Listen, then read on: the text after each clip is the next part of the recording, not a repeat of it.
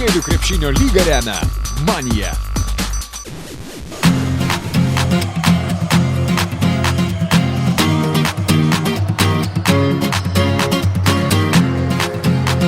Jau seniai sportinius batelius ant vynės pakabinės Darius Irtautas savaitgalį su savo jaunučių vaikinų komanda Lietuvos moksleivių krepšinio lygos Pildyk čempionato finalinėme ketvirte sėkmingai įrodinėjo, kad šalies krepšinio sostinė yra Kaunas.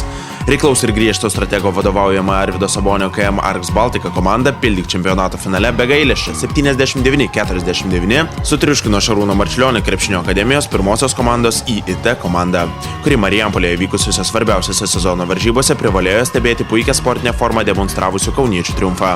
Mūsų komanda yra 3 metai moksleivių lygos pirmo diviziono nugalėtojai, tai kaip ir, aišku, kiekvienais metais reikia viską įrodyti iš naujo, bet šiaip kaip ir, jeigu būtų įvykę kitaip, vėl jeigu, tai aišku būtų nepatenkinamas labai rezultatų. O šiai dienai jis yra normalus, bet reikia džiaugtis, kiekvieną pergalę labai džiaugiuosi. Be abejo, patekimas į finalą visai Šarūno Marčiulionio akademijos visom komandom yra, galima sakyti, kad būtinas yra. Pas mus buvo kitokia situacija. Mes užėmėm 3. vietą ir gavom labai rimtą varžovą. Tai yra Vilniaus krepšinio mokykla ir netgi pralaimėję pirmas varžybas. Aš labai džiaugiuosi, kad mūsų komanda nepalūžo ir mes laimėjom labai sunkias antras varžybas ir 3. Ir vis dėlto aš manau, kad patekimas būtent šiais metais buvo tikrai didelis įvykis mūsų komandai. Tai yra vien dėl to, kad mes ketvirtfinalį gavom labai rimtą priešą. Susitikime dėl 3. vietos Marijampolė ŽSM pirmoji industrijos garanto ekipa nenuvylė palaikyti jos atvykusių sirgalių ir namuose 95-79 nugalėjo Vaiknačiaus KM pirmąją komandą. Marijampolė vien tik tai, kaip sakyti, papulti į tą finalinį, net į finalinį, kaip sakyti, į pirmą divizioną jau yra 6, o jeigu dar papulį į finalo 4, aš manau, yra labai gerai. Pas mus yra mieste 8 mokyklos, tai sunku surinkti žmonės. Jeigu 95 gimimų yra, sakau, Marijampolė 200 berniukų gimusių, o Saboniniai tiek turi vieno amžiaus komandų. Tai.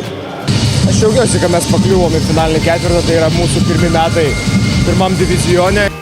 Visas 95 metų čempionatas toksai buvo intriguojantis, kad nuo 3 komandos po vienodą taškų skirtumą surinko, tai play-offai ten irgi buvo labai atkaklus, tiek Marčiulioniai po sunkių kovų laimėjo prieš Vilnių, tiek mes prieš Alytų laimėjom, tai visos kovos buvo, apskritai visas čempionatas buvo, kad tenais nuo 1 iki 8 vietos tenais labai mažai taškų skirtumas. Įdomu tai, kad šį sezoną viename Lietuvos moksleivių krepšinio lygos finale ginklus rėmė didžiausių konkurenčių Arvydo Sabonio krepšinio mokyklos ir Šarūno Marčiulionio krepšinio akademijos komandos. Šįsyk marčiulioniukai turėjo pripažinti Saboniukų pranašumą.